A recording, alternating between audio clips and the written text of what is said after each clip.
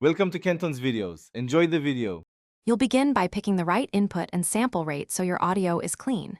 Connect your mic, select the input in Audacity, and choose 44, 100 or 48, 000 HC.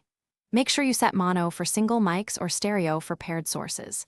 Turn on monitoring, then speak or play and adjust the input gain so peaks sit around -12 to -6 dB. Once levels look good, press the red record button and start your first take. Once you have a take, you'll focus on precise control.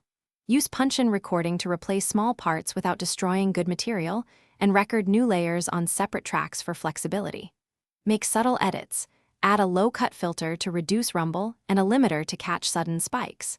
Split and label clips immediately so you know where fixes are needed. Use markers to jump between sections quickly.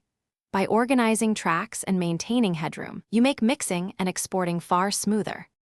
To finish, you'll clean and prepare the file for export. First, gently normalize or use light compression to even levels, but avoid extreme processing that creates artifacts. Choose WAV or FLAC for master files and export MP3 at a suitable bitrate for sharing. Make sure to set correct sample rate and bit depth on export. If you hear unwanted noise, capture a noise profile and apply noise reduction, try spectral repair, or, when possible, re-record the noisy segment for the best result.